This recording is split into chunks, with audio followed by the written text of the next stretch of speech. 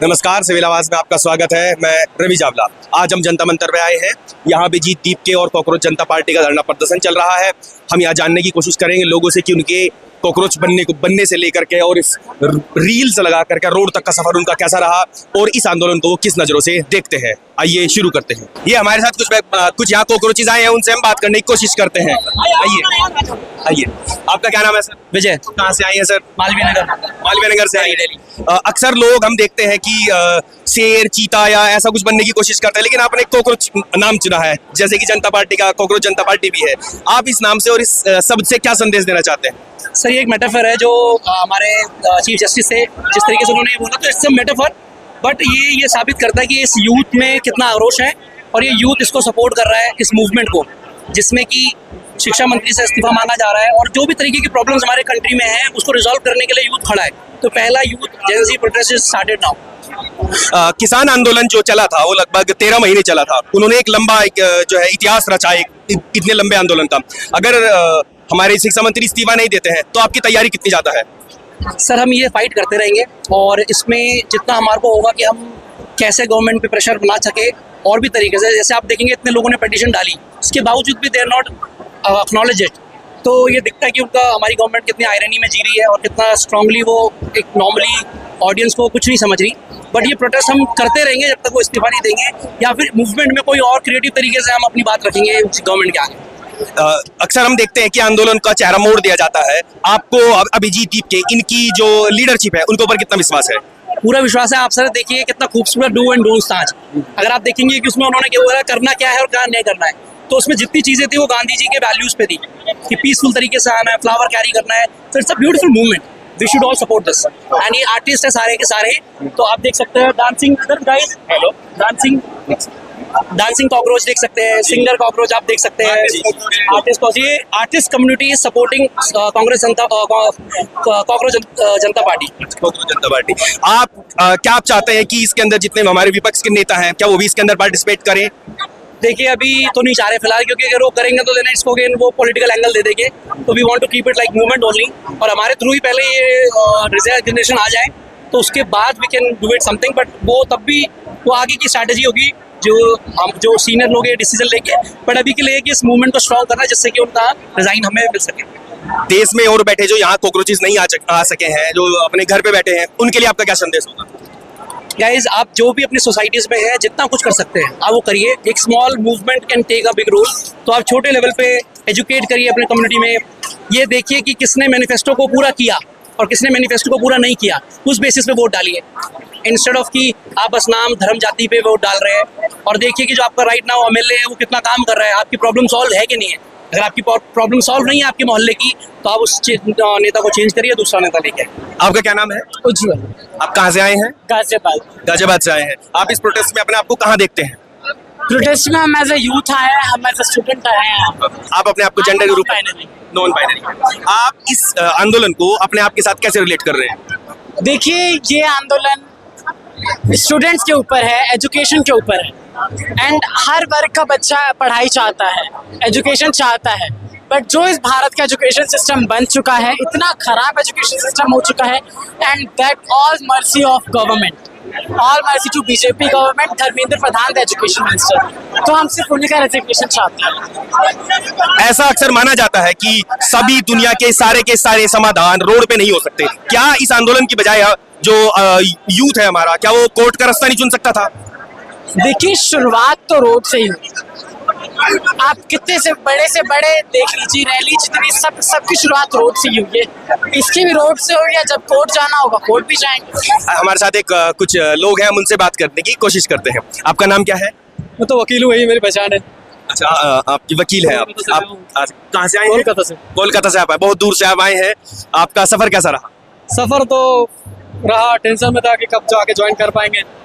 यहाँ दिल्ली में गर्मी भी बहुत है, कलकत्ता से ज्यादा है। तो थोड़ा तो है, और गर्मी में देख रहे हैं हम लोग, यूनिफॉर्म भी ऐसा है सरकार में। इसलिए पिछले भी कई सारी सरकारों में, स्टेट गवर्नमेंट सरकार पेपर लीक तो होती रहती है। तो देश की युवा के साथ ये अन्याय होता रहता है। तो ये सिस्टम को ठीक करना होगा।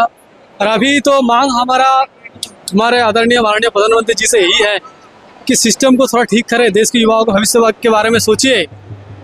जो भी करप्ट मिनिस्टर हैं इसके अधिकारी हैं उनको कड़ी से कड़ी सजा दी जाए, ताकि देश के युवाओं को लगे कि उनका देश जो है, उनका भविष्य जो है एक सुरक्षित हाथों में है।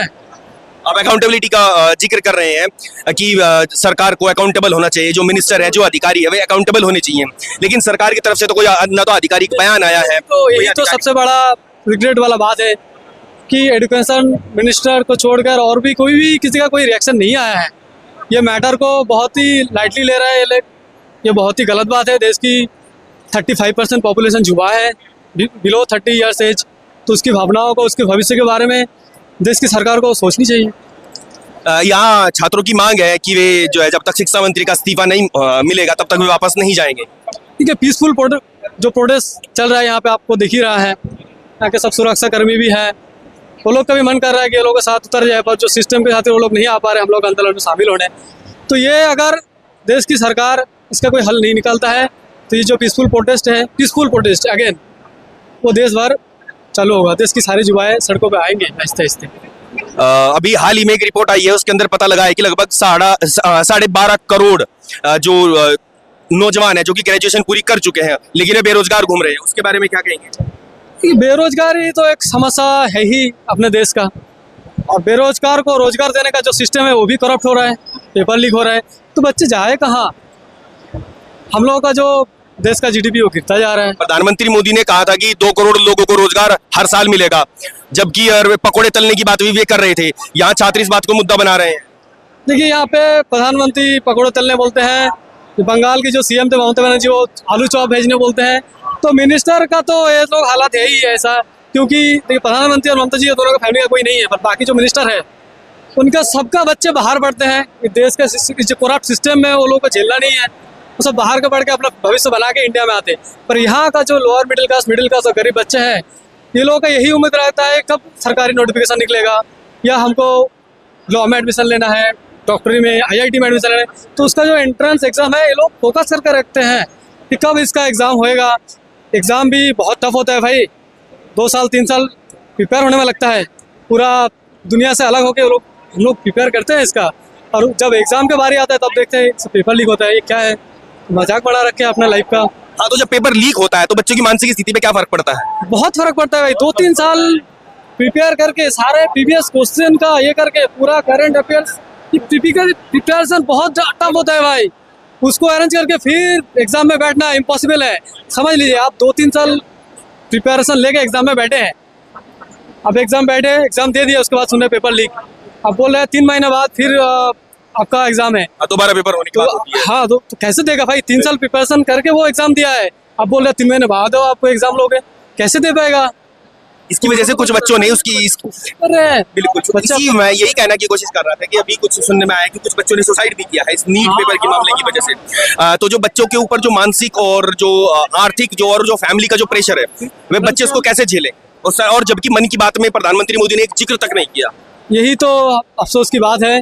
तो क्या प्रधानमंत्री अपनी जिम्मेदारी में, देश के प्रधानमंत्री किस दबाव में है या किस भय में है? देश की युवा के बिहाफ में अगर अपना प्रधानमंत्री नहीं देखेगा इस मैटर तो कौन देखेगा? देश के युवा किससे उम्मीद करेंगे फिर? तो अभी आपने कहा कि पता नहीं प्रधानमंत्री किस दबाव में है। क्या आप डोनाल्ड ट्रंप की बात कर रहे हैं कि डोनाल्ड ट्रंप के दबाव में है, अमेरिका के दबाव में है? हो सकता है कोई। देखिए यहाँ पे तो एप्स्टीन फाइल का भी जिक्र आया है कई बार। पॉलिटिकल तो बात है ही, वो सब मैं जाना नहीं चाहूंगा क्योंकि यहाँ का मुद्दा अलग है। तो पॉलिटिकल दोनों का तो सब अलग अलग रहता है, नेताओं का खेल रहता है। ये विपक्ष हो सत्ता वाला हो, नेताओं का तो सोच ही अलग है। और यहाँ पे जो जनजी का जो मूवमेंट चल रहा है इसमें विपक्ष हम तो शामिल हुए हैं, और विपक्ष कुछ पार्टी इसमें अपना रोटियां सेकने आ सकती है, पर हम जनजी का जो हमारे जो कार्यकर्ता है आगे हम लोग और वी आर ऑर्गेनाइज हो रहे हैं, हम लोग को भी ध्यान रखना पड़ेगा कि यहाँ कोई रोटी सेक के ना चली जाए। अपना जो मुद्दा है, देश के युवाओं का जो मुद्दा है, उस पर हम लोग डटे रहेंगे, पीसफुली प्रोटेस्ट करते रहेंगे, और आगे जो भी सिचुएशन आएगा हम लोग लड़ते रहेंगे। पीसफुली अगर हम लोग लड़ेंगे तो कोई ऐसी ताकत नहीं है जो हम लोग को दबा देगा, ये कर देगा, क्योंकि देश के संविधान ने हम लोग को पीसफुल प्रोटेस्ट का हम लोग को अधिकार दिया है, तो उससे हम लोग अधिकार लड़ेंगे। धन्यवाद, थैंक यू। हमारे साथ कुछ महिला साथी भी है, महिला कॉकरोचेस जिनको हम कह सकते हैं, और ये कहाँ से आई हैं इनके बारे में जानने की कोशिश करते हैं कि इनके इस प्रोटेस्ट को लेकर के क्या विचार है। आपका नाम? मेरा नाम लायरा है और मैं यूपी से आई हूँ। यूपी में कहाँ से? यूपी में गाजियाबाद से। हम लोग सुबह के आए हुए हैं यहाँ पे और इस प्रोटेस्ट में शामिल होने के लिए कि हम सपोर्ट कर सीजेपी को सपोर्ट कर सकें।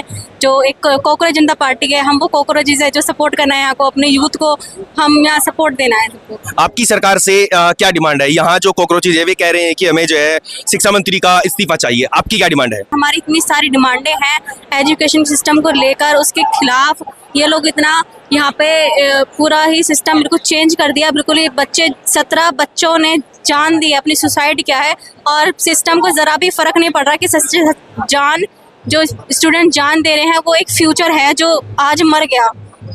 सिस्टम को ज़रा भी परवाह नहीं है, ज़रा भी कुछ नहीं है कि हर कोई हर फील्ड का बच्चा कहीं ना कहीं किसी न किसी चीज़ में आके वो कहीं ना कहीं सुसाइड कर रहा है या कुछ ऐसा गलत कदम उठा रहा है। लेकिन इतना प्रोटेस्ट चल रहा है, आई डोंट नो कि सिस्टम्स के अगेंस्ट में क्या फैसला लेगी या फिर क्या करेगी, बट जो हम कर सकते हैं, जो हम सपोर्ट में इनको कर सकते हैं वो हम अपना बेस्ट करेंगे। अभी हाल ही में रिपोर्ट आई है कि भारत के लगभग 12.5 करोड़ लोग जो कि ग्रेजुएशन पूरी कर चुके हैं और वे बेरोजगार हैं, और दूसरी तरफ नरेंद्र मोदी ने कहा था कि हर साल 2 करोड़ लोगों को रोजगार देगा, लेकिन वे पकोड़े तलने को भी रोजगार मान रहे हैं। आपका क्या मानना है? अगर माना जाए, अगर एक एजुकेटेड बच्चा ग्रेजुएशन करने के बाद ही बेरोजगार बैठा है तो ये साफ साफ देखा जा सकता है कि हमारी सरकार, हमारा सिस्टम, हमारे जो इन्वायरमेंट ऐसा बना दिया है कि एक एजुकेट बच्चा कुछ 15-20 हज़ार की नौकरी के लिए भी इतना धक्के खाता है या फिर वो बेरोजगार ही बैठा है। उसके बारे में मोदी जी बोलते हैं कि पकोड़े बेचें, ये करें, वो इतनी फालतू सलाहें देते हैं। पढ़ा लिखा बच्चा पकोड़े बेचेगा, दैट्स वेरी डिस्गस्टिंग। अभी हाल ही में प्रधानमंत्री मोदी ने मन की बात में बच्चों का जिक्र तक नहीं किया। वे पानी पीने की बात कर रहे हैं और आम खाने की बात कर रहे हैं उन्होंने, जबकि हमारे भारत के लगभग 17 लोगों ने, आपने जैसा बताया कि 17 लोगों ने सुसाइड कर लिया है। ना तो नरेंद्र मोदी का कोई ट्वीट आया है और ना ही सरकार ने उनको कुछ रिलीफ पैकेज दिया है। आपका क्या कहेंगे? यही तो सबसे बुरी बात है कि हमारे जो प्रधानमंत्री हैं, हमारे जो इतने पोस्ट पे बैठे बैठे इतने सारे हमारे मिनिस्टर्स हैं, वो इस चीज़ के खिलाफ कुछ बोलते ही नहीं है। वो इस चीज़ को लेके कोई इंटरव्यू ही नहीं देते, वो उस चीज़ को बात ही नहीं करते, मुद्दा ही नहीं छेड़ते। वो सलाह में देते पानी पियो, ये करो, आम खाओ। आम की सलाह किस लिए दी है? आम को उन्होंने बताया नहीं कि आम क्यों खाए। वो हमारे एक्सपोर्ट होते हैं आम जापान ने आम इंपोर्ट करने के लिए मना कर दिया। मेन रीज़न ये है वो इंपोर्ट नहीं हो पा रहे, हमारे इंडिया से आम इंपोर्ट नहीं हो रहे। जो हम इंडिया जापान से 2 to 3 मिलियन की एक्सपोर्टेशन करता है, वो हमारी बंद हो चुकी है। तो प्रधानमंत्री उसके ऊपर कहते हैं कि आप आम खाओ, आप पानी पियो, ये सलाह देते हैं उनकी। बल्कि उनको बोलना चाहिए एजुकेशन के बारे में, उनको बताना चाहिए जितने बच्चे सुसाइड कर लिया है या जो बेरोजगार, उनके ऊपर इतने सारे मुद्दे हैं, टैक्स है, वो इम्पोर्ट एक्सपोर्ट्स का वो है, आप अभी इनिशियली आपके टैक्स में चेंजेस आए हैं, उनके बारे में बोलना चाहिए, इलेक्ट्रिसिटी के बारे में बोलना चाहिए, पॉल्यूशन के बारे में बोलना चाहिए। बट ये सारे मुद्दे हटाकर, सब कुछ हटाकर वो बोलते हैं आम खाओ, पानी पियो। Very very very disgusting. Thank you. ये हमारे साथ कॉकरोच थी। इनका मानना है कि सिस्टम सड़ गया है। सरकार जो कि जिनको रोजगार देने के लिए बनाया गया था, वो रोजगार देना भूल गई है। नरेंद्र मोदी ने कहा था कि हर साल 2 करोड़ रोजगार मिलेंगे, लेकिन फिलहाल भारत में वे लोग जो कि 12.5 करोड़ से अधिक है, जो कि ग्रेजुएशन कर चुके हैं, बेरोजगार घूम रहे हैं और नरेंद्र मोदी का एक जवाब तक नहीं आया है, ना कोई ट्वीट और ना ही मन की बात में कोई जिक्र किया है। भारत में अभी हाल ही में कुछ बच्चों ने सुसाइड कर लिया इन्हीं पेपर लीक्स की वजह से, जिसकी वजह से आज यहाँ इतने सारे कॉकरोचेस जमा हुए हैं। इनकी डिमांड है कि हमारे शिक्षा मंत्री जल्द ही इस चीज के अपने पद से रिजाइन करें और एक आधिकारिक बयान जारी करें नरेंद्र मोदी की सरकार कि हम बच्चों की तकलीफों को दूर करेंगे। यहाँ कॉकरोचेस का मानना है कि सरकार अपनी संवेदनशीलता दिखाए और एक अकाउंटेबिलिटी के साथ धर्मेंद्र प्रधान का रिजाइन करें। ये छात्रों की और इन कॉकरोचेस की डिमांड है। धन्यवाद।